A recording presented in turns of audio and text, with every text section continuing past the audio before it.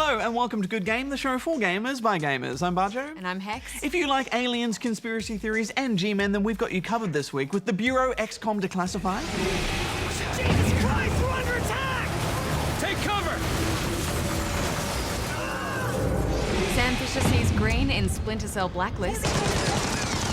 Saints Row 4 turns things up to 11 with not only an alien invasion, but also superpowers. And you asked for it, we delivered. It's the beginning of the end and the epic final season of Tiny Power. But before all that, can you guess the game for this week?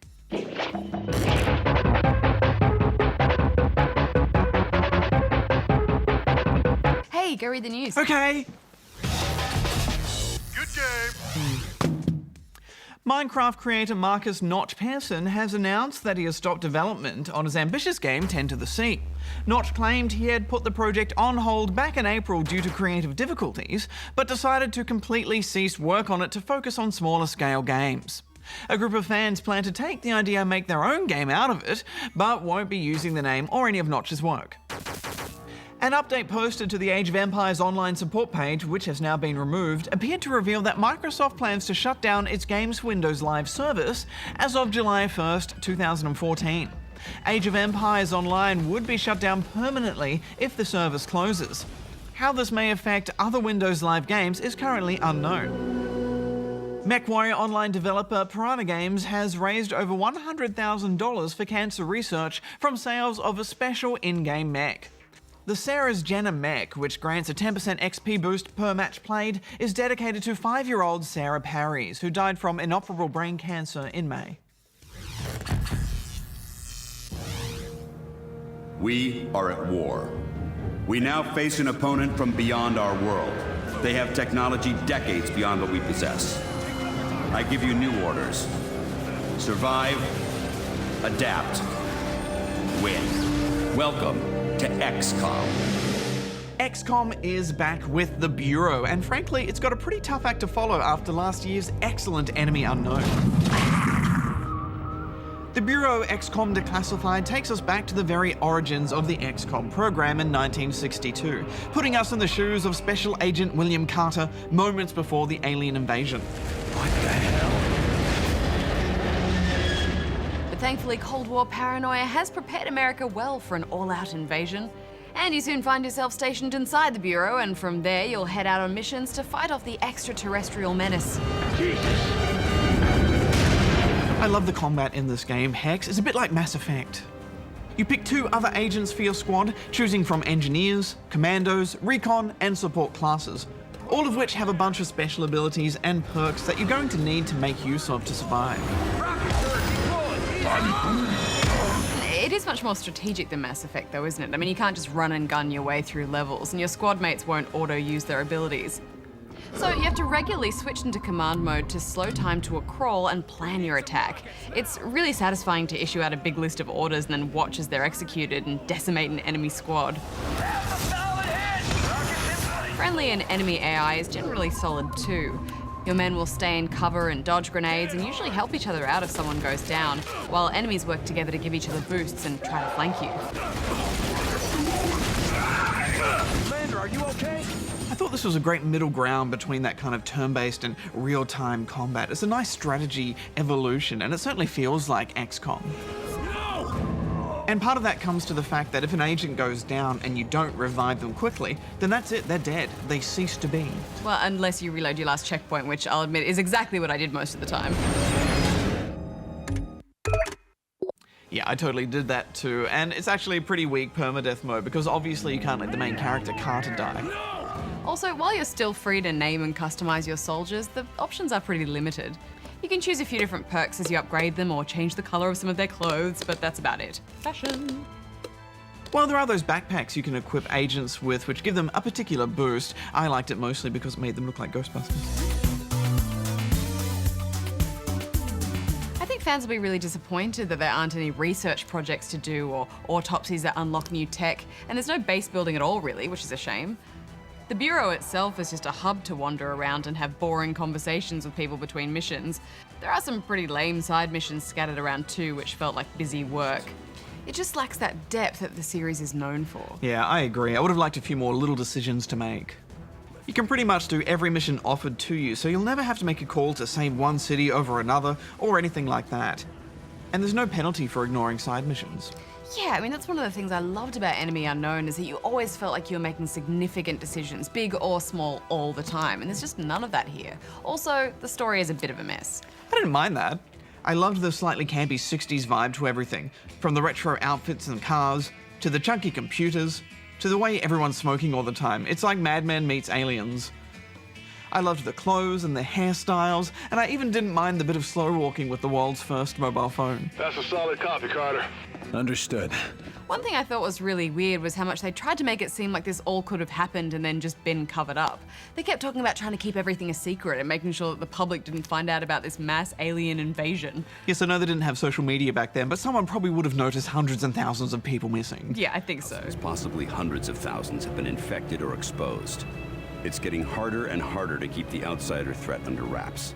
Overall, I think the shooting was great and I enjoyed the strategy. This really is my kind of game personally, although I think that hardcore XCOM fans may find it lacking in some areas, and maybe the price point is a little high. So I'm gonna give it 7.5 though. I had a really good time. It's a 7 from me.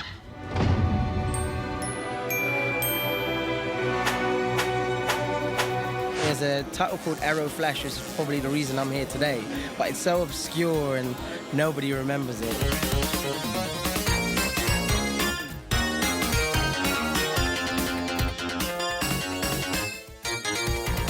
Arrow Flash is the first game I remember that had, I'm gonna sound like a real dork here, sorry. It had really, really great parallax scrolling. So basically you got off in the game because it allowed you to see the backgrounds moving slightly different paces. But it's basically a shoot 'em up, side scroller, huge bosses, great music. And yeah, it was a graphical trick for me back in the day. So I mean, yeah, you're bringing back tearful memories now.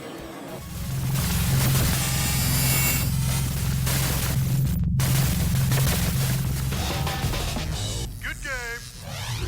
Sam Fisher is back, and this time he's got a new face, a new voice, and some new tricks. Let me just set the mood here, Hex, before we get started. Okay. Be careful because that stuff is expensive. So... Ow! Ow! My boobs! Ready? And 3, 2, 1, go,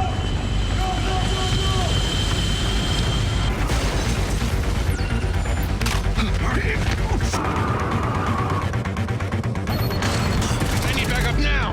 Easy.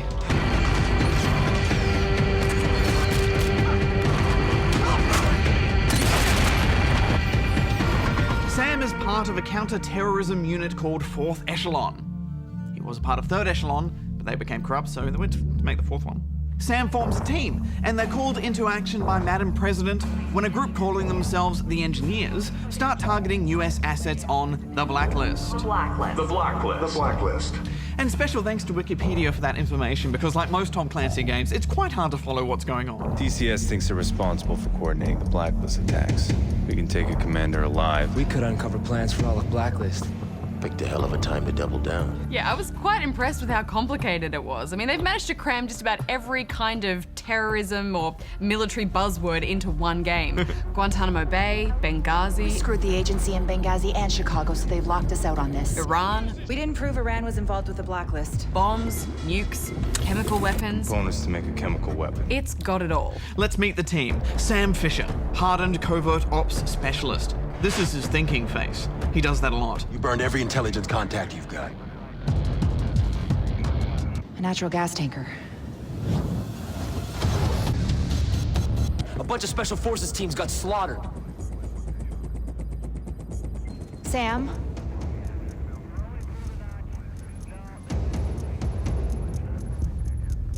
This is Grim, in charge of tactical operations, returning character, and grumpy. Quirky IT guy, who fits in kind of like Ryan Reynolds in that Third Blade movie. And this guy, who's boring. They are 4th Echelon, and boy, do they like to argue. So why are we still standing here? Because Grim doesn't buy that it's Iran? Don't you have a systems calibration to run? Yeah, I mean, why can't everyone just get along? You can see they've worked hard to make these characters always in some sort of tactical drama to keep things intense. Guts of the server the engineers use for the US ops. I've got IDs, addresses. It's details. It's classic bad action film stuff. But you know what, Hex? After a while, I started to get swept up in it a bit. This is insane. Not for us. Yeah, it is quite cheesy at first, but a few hours in, I was right on board. We will not negotiate.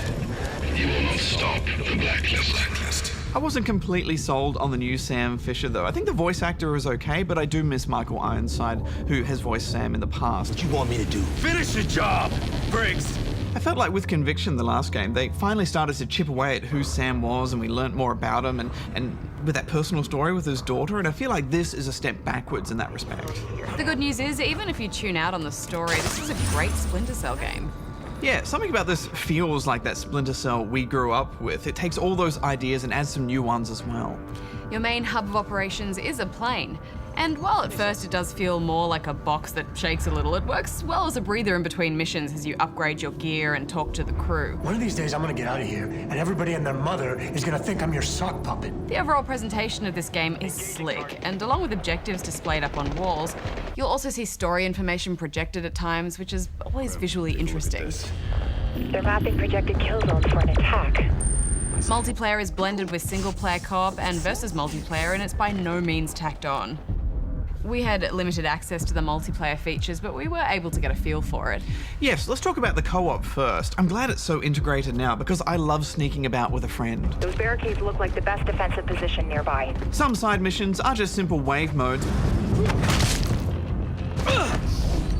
Others are all about tactical objectives, such as getting in and getting out without being seen once. And I found them the most satisfying. While you can do many of these alone, you will find them quite hard to do solo, I think. And co-op allows for all sorts of dual takedowns and team-based strategy.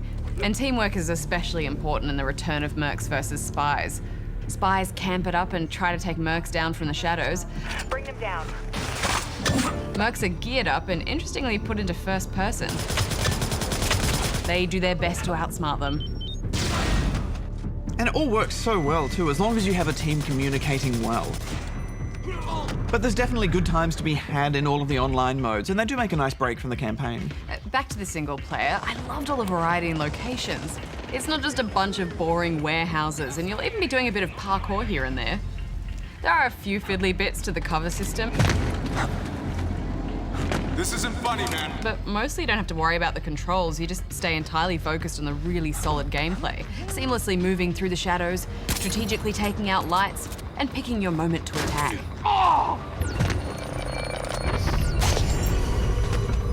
Although I don't know where this particular Sam Fisher went to spy training school, because the way that you can actually tell he's in pure darkness and stealth is with a giant glowing light on his back. Yeah, it's a bit gamey, but at least the colour doesn't all drain away like it did in Conviction. Most of all, I really liked how much of this game was set in daytime, Bajo. I mean, that's probably the biggest change for this series. When you're in sunlight, you can still find some shade, but mostly it's all about line of sight. And I found the AI was forgiving enough for it all to work well. Yeah, I liked how much of it was in the daytime too, but I didn't enjoy the AI, especially after the excellent goons we had with Hitman Absolution. And while Splinter Cell is a much more serious game, I felt like the goons here were just that. They were just boring goons that came together to have a boring scripted conversation and then would mechanically separate in a routine that you would then have to break. You hear something just now? I don't know, I thought their routines had evolved a little bit so that you couldn't tell that they were on so much of a track.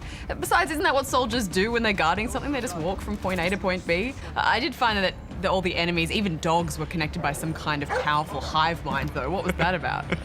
Firing now.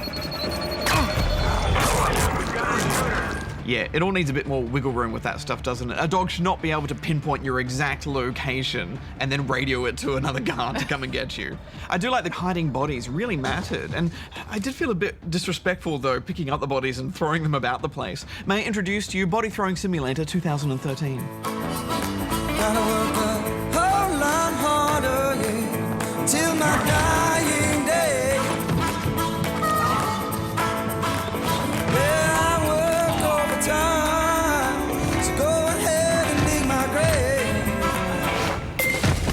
There's so much stuff to unlock and upgrade too, and you will have a lot of fun building your particular loadouts, because sometimes you need to go in hard and heavy. Popping smoke is optimal when you've got a lot of targets. There's also some cosmetic lights.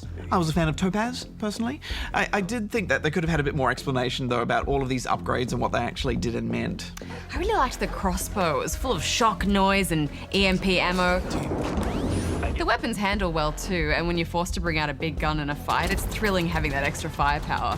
Yeah, they've definitely amped up the action, and that's the other big change to the series, I think, but it really works because all of that stealth stuff still plays into it. It's just more frantic.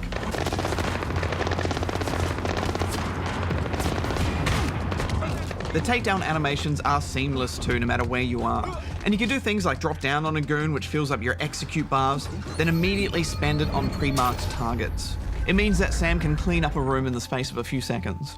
They've thought hard about the situational gameplay too. Enemies with helmets and riot shields pose new problems for you to solve, and there are some nice touches such as the sonar and night vision goggles, which are practical to flip on and off, but not to have on all the time. This means you spend more time looking at the real world, which is more fun anyway. Overall, I think this is one of the best Splinter Cell games in a long time. I like that co-op and multiplayer are a bigger focus now. There's great choices there. I do wish there was a bit more human element in the game overall, but you can't deny that this is full of action and variety, so I'm giving it 9 out of 10 rubber chickens, but play it on hard. I just love that this game puts you in tough situations where you really feel the pressure of being trapped. Plus that dynamic combat music is so exciting. I'm giving it 9 as well. And now, the final season of Tiny Power begins. Oh, sorry I'm late. Tumbly-tastics went long. Who's that little baby Webby? Oh, you're so cute! Oh, you're so cute, baby Willis! Willis, where's your mummy? Megan's about ready to throw this kid out the window. Odin's beard! What's he wearing? It's a papoose. Widow Willis loves his papoose. Take a look at yourself! Okay, let's start. Aaron, what's your game idea? The game I want to make is called... Shit, zombie!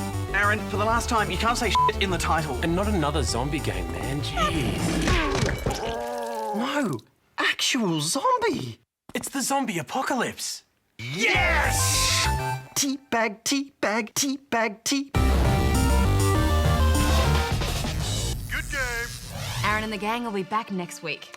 After some classification issues, Saints Row 4 was resubmitted, and soon it will be crashing onto PCs and consoles with its no-holds-barred approach to sandbox mayhem. Yes, true to form, this installment makes no apologies for its humour and bravado. Best to just give up now!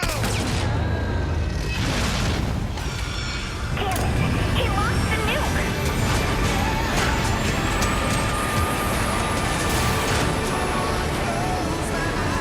Remember when we first met? Oh man! I'm gonna miss you! You're right over the...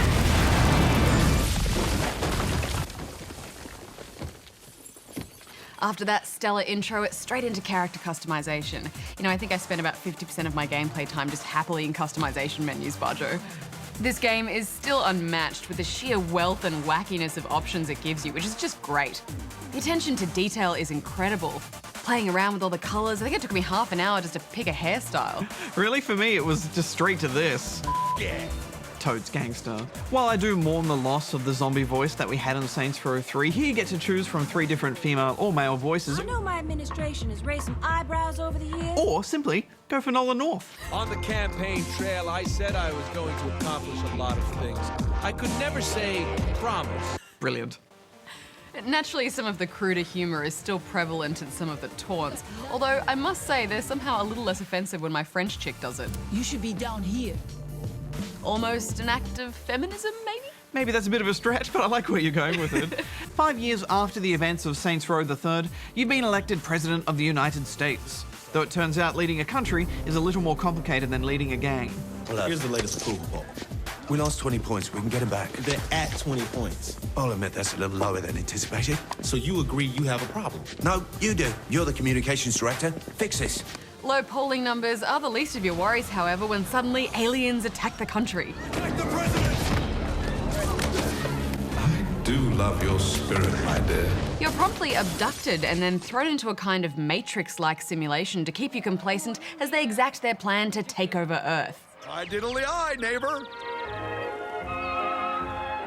You discover that the more you upset the balance of sensibility within the simulation, the better chance you have of getting out of there.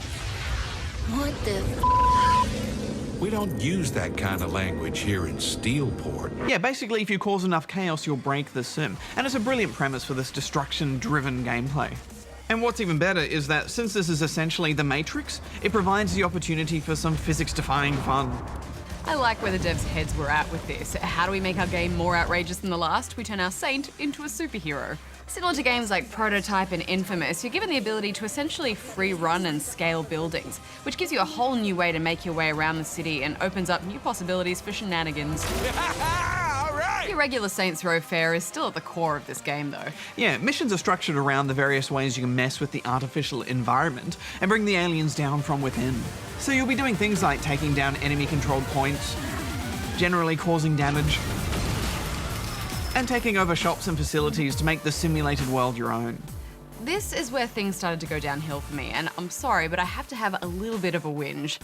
I mean, this is a game about living out your fantasies with complete abandon. But I found the majority of the missions really uninventive. I know the point is that it's parodying other games, but that's no excuse for rehashing boring quests. Yeah, I felt the same way about Saints Row the Third. We've had quite a few open world games now, and there is certainly a formula to the objectives you face. But I think so much of this game is about making your own fun in and around the framework of these missions. May I once again present to you Body Throwing Simulator 2013. Let you push me around. Make me.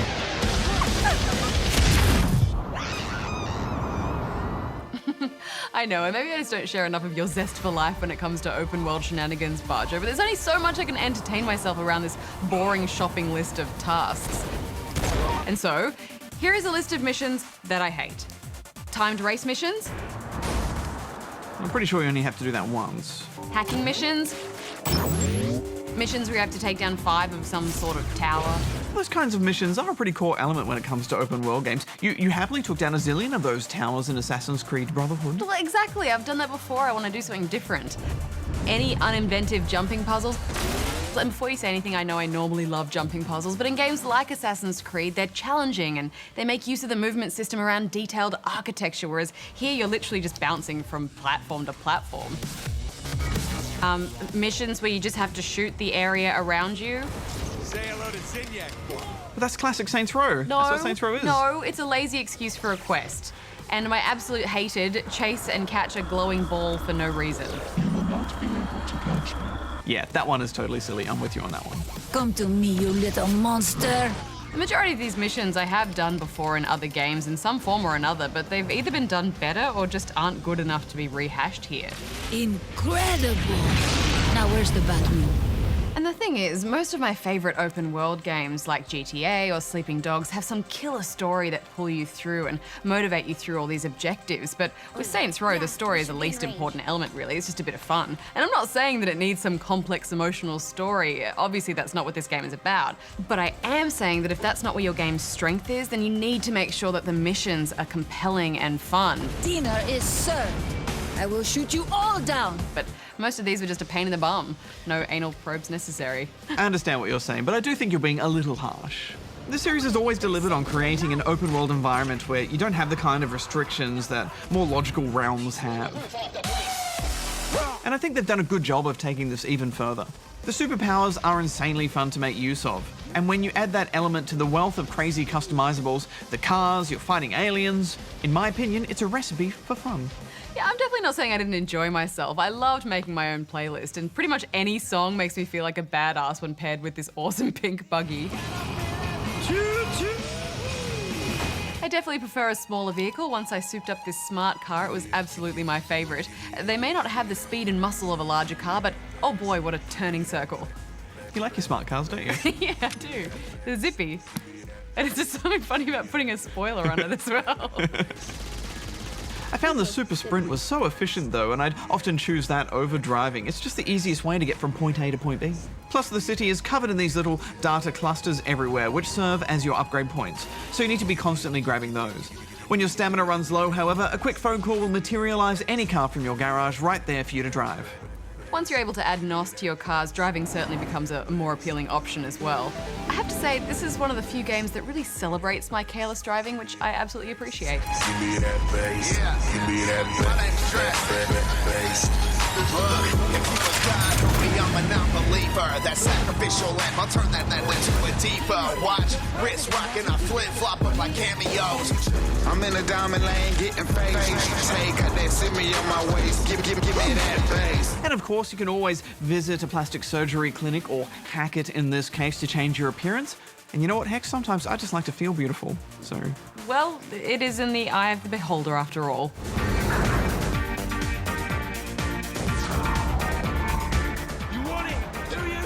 I spent half my game running around as Mystique from X-Men. Fit the superhero theme nicely, I thought. Mostly I just enjoy the contrast of running around with SMGs while wearing a kitty cat backpack. Speaking of guns, what did you think of the weapons? Oh, I think they're okay. I didn't really enjoy the gunplay this time around. But there is a decent mix of standard and alien guns to get your hands on. We're better than I thought. Our old friend Purple Dildo has been replaced with this alien tentacle bat for hilarious melee opportunities. You'll also progressively unlock superhero attacks such as ice and fire blasts, and they're fun to work into the combat. It also needs to be said that whoever it was at Volition that was struck with the genius idea to create a dubstep gun needs a freaking medal. That thing is hilarious.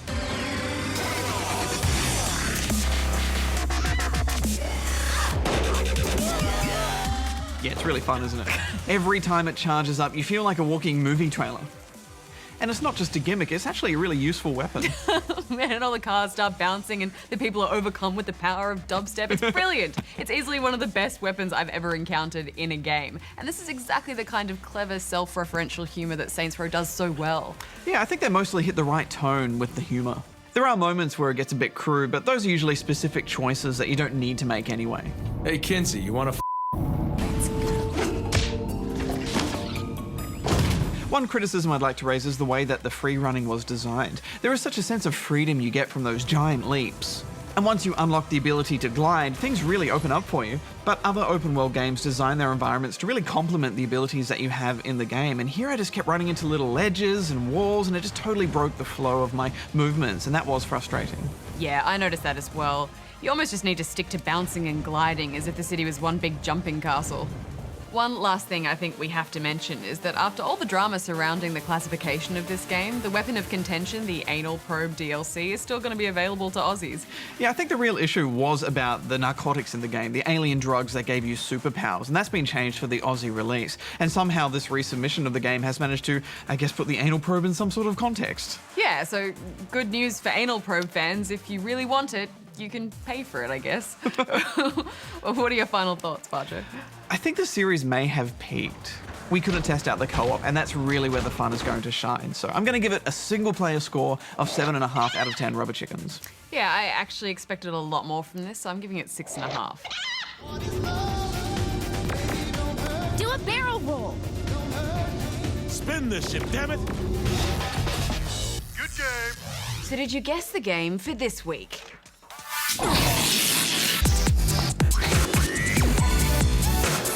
Oh well. It was Rise of the Robots from 1994. In classic sci-fi fare, humanity's faith in AI has taken a turn for the worst, and it's your mission to control the Eco-32-2 cyborg.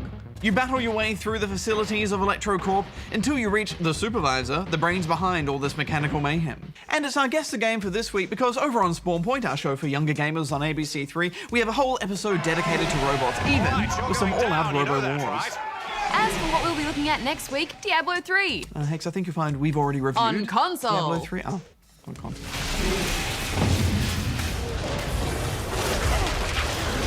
And the third in the Lost Planet series is actually a prequel. Until next time, may all your games be good ones. Hex out. Bajo out. Should we play out the show with some dubstep? Why not, Hex? Why not?